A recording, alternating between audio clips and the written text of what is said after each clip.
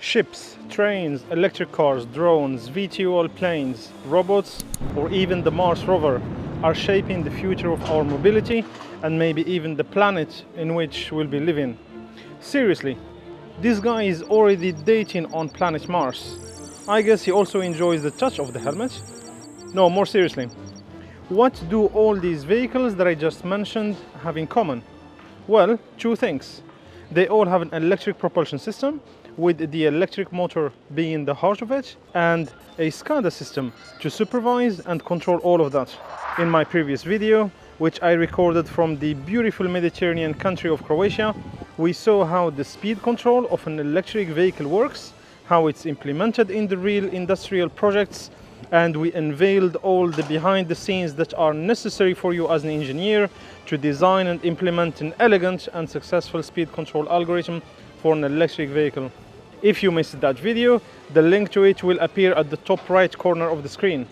In today's video, I'll walk you through the other common control mode of electric motors that is not always used, but that might be necessary depending on the industrial application.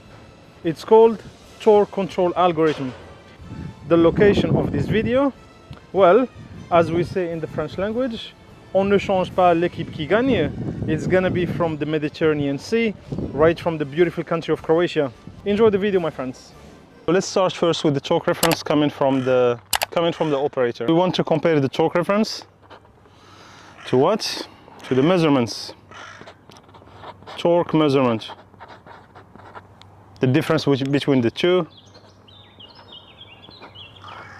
is what we call the epsilon, or the error, and here we enter the torque regulator. So in this case we are using a PI regulator, so PI controller. The first part of the PI regulator is the proportional part. The second part of the PI regulator is the integral with the time constant tau. And the last one is the derivative part, which we don't use for reasons we explained last time. There is the proportional part, Kp, and then the integral part, Ki. The output of these three parts is some here.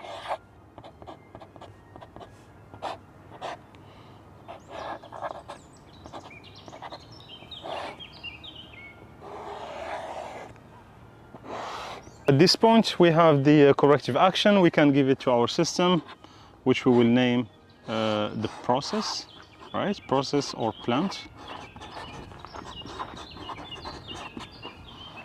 So that's the action, or the reference if you want, and then it will give us the response. The response of the system should be looped back. That's the measurements, that's the feedback, and that's what I will do.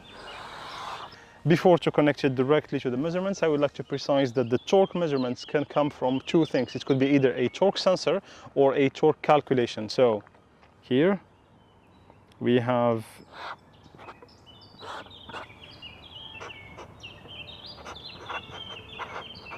torque sensor and this torque calculation. Therefore, here we will need a selector. This is the gate.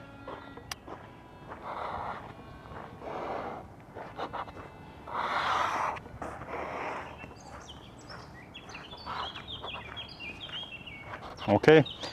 If I'm using the torque calculation, then I'll turn on the gate. Therefore, the feedback will come from the torque calculation. Otherwise, if it's a torque sensor, then I will use a torque sensor. That means that here, the response of the system, I'm looking at it either using calculation or torque sensors. Is this drawing correct? Give you 10 seconds. There is a problem in this drawing.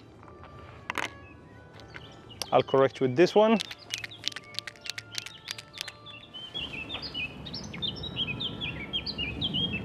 Here is the problem.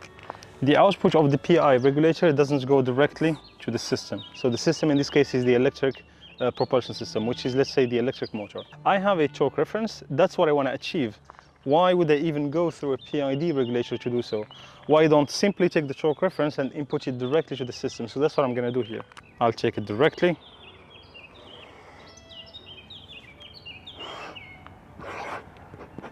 You will understand why there is a plus here.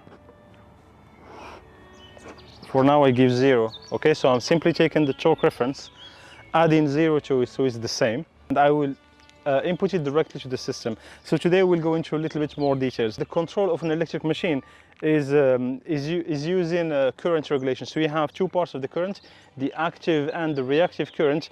You may tell me, no, I have only one type of current. I have 3 phases in the machine and I'm supplying 3 phases. At least you could tell me I have 3 currents. Yeah, forget the 2 other phases. We're talking about one single phase. Let's say phase A or phase U, depending on the country where you live and the reference you use. Let's say phase U, the current that you are injecting there, yes, it's one current, I get it. But once you develop it mathematically in the, I would say, the virtual world that we will see later, you have that single current is represented by 2 components. There is the active part and the reactive part. The active part is what controls the torque, plain and simple. The reactive part is what controls the magnetic flux of an electric machine, because again, for an electric machine to produce torque, you need flux. If you have no magnetic flux, there is no torque, because the torque is directly linked to the flux. If the flux is equal to 0, the torque is equal to 0. And the reason why you buy an electric machine is to produce torque. So we say that the machine uses current regulation. So how to go from a torque reference to a current reference? So here is what you should do, and it's quite simple. You divide the torque reference by the magnetic flux reference. If you divide the torque by the flux, sorry, so there was something behind me. Sorry. If you divide the torque by the flux, that gives you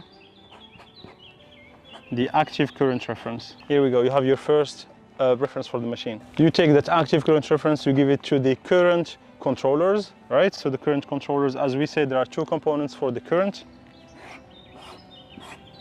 You have the active one, we name it IQ. Again, the topic of this video is not to go into the detailed control algorithm of an electric machine. There will be a separate video for it. Yeah, videos. There will be separate videos for the control algorithms of the machine. Just keep in mind that the current has an active part, IQ reference. Then there is the reactive part, which we call ID reference. So once you give this to the current controllers, they will give you voltage reference. The voltage reference is exactly what the machine needs. That's how we control the machine. You give the voltage reference to the electric motor, and therefore your machine can rotate and hopefully produce the torque that you required. Now here is the thing, you have absolutely no idea whether the torque you requested here is really the torque that the machine will produce. Again, the torque you are looking at is a calculated torque. So you believe that the machine will produce the required torque, and there is no reason why the machine won't.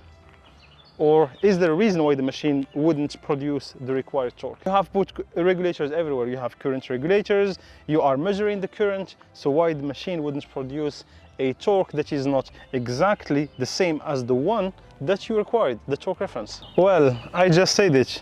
You are using current measurements. The situation here is that you will have a certain measurement chain. So you will have sensors, voltage sensors maybe, current sensors. These sensors, they have a certain accuracy. Again, in reality, there is no absolute 0. The absolute 0 doesn't exist. The error of the sensor cannot be equal to 0. It will be somewhere close to 0, but it's not equal to 0. So all these errors add to them the fact that the electric machine has a certain parameters that are measured at 25 degrees C, right? So these are the physical parameters of the electric machine. These parameters, they will change with the temperature. All these errors accumulated will lead to the fact that the produced torque of the machine will not be exactly equal to the torque reference. Now the thing is that error in practice is kind of under 5%. You may tell me, okay, it's okay, 5%, that's not a big deal. Well, in some applications where the accurate torque control is required, yes, that little 5% of error becomes a problem, sometimes a big problem. How to correct that error of torque, that's where this PI regulator comes into play. The reference coming out from the PID regulator, the PID torque regulator, is not going directly to the system. It is used to correct the error of the torque measurement. So here is where this one will go. You remember this was empty? Yep. So we'll take it like this. Let's do it like this.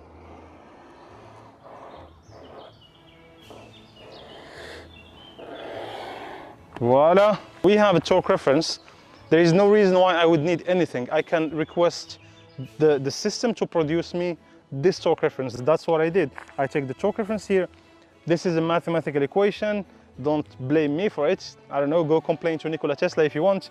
If you divide the torque reference by the flux reference, the magnetic flux reference, it gives you the active current reference. Again, the current of the machine, if you look at a single phase of an electric machine, the current, the mathematical representation of the current has a magnetic component, or let's call it a reactive component, and an active component, which is ID and IQ. If I give these two currents reference to a current regulator, I get a voltage reference. I send this to the power converter, which supply the electric machine. Then the machine rotates and produces certain torque. But at this moment, I have absolutely no idea whether the produced torque is exactly the one that I'm requiring here, because I did not regulate the torque. That is why I will add this PID regulator here that looks at the torque reference minus the measurement. The measurement, as I said, doesn't make sense to take it from the calculation. You will take it from a dedicated torque sensor. You compare the torque reference to the torque sensor. The difference is what we call an epsilon, or an error. You give it to a PID regulator, you cancel the D, you don't really need it here. Then you have a proportional integral action. The output of it will be the correction that need to be done on the torque reference in order for the system to really produce the torque that you are looking for. So that's how it looks like. Is there anything else missing? Now looking at the detail of these current controllers, so this one plus minus is coming here, this one plus minus, sorry for my drawing, is coming here. So this is ID, measurement, the reactive current, and this is the active current. So I have a question for you. How comes did we go from ABC, like UVW electric machine, to DQ? What is even this DQ? And add to this, DQ are DC currents. This is an AC machine, but yet the control is using DC currents. This is nonsense. I will show you here how we go from AC to DC currents. Yes, the electric currents of your machine. Do you want to use ABC? Let's say ABC. Phase ABC, okay? So this is three-phase AC currents. You will do the first transformation called Concordia. Concordia transformation, okay? It will take you from a three-phase AC to biphase AC. All right, you just subtracted one phase. The second transformation you will need to do is park. The park transformation will take you from biphase AC to biphase DC. And now you have your D current and your Q current. Again, as said earlier, this is not the topic of the detailed control algorithm, but I just wanted to clarify it to, make sure that, because I kind of already feel that, your face is melting, saying DQ currents that are DC and the machine is AC. Like, how the hell, where did he get them from? Relax, breathe. DQ current, yes, they are biphase, only DC, and the machine is three-phase AC. That's how we get them, through these mathematical transformation. I'll do dedicated video, but to be honest with you, I'm not inspired to make a video about the control and automation here in Croatia, because I want to do it in the countries that have contributed most to the control and automation systems. Let me know in the comment section what are these countries, and I'll go travel there and make the video for you. So all of this up doesn't exist.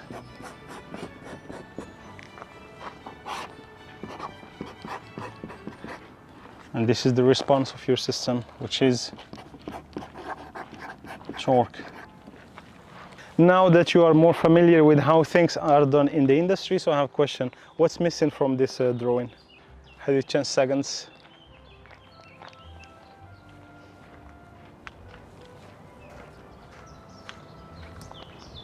This is the torque reference. That's what's coming from the operator. And I'm taking it directly and applying it directly to the system. There is a problem here because the electric part will respond immediately.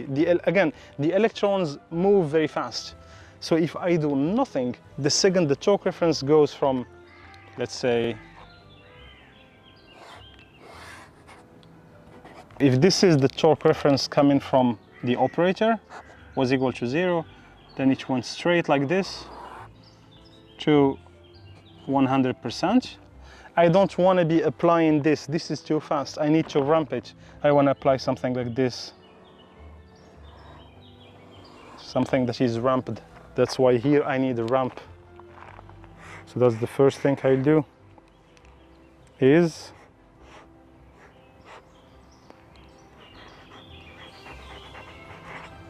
ramp the torque reference. That's the first thing. What's the second thing?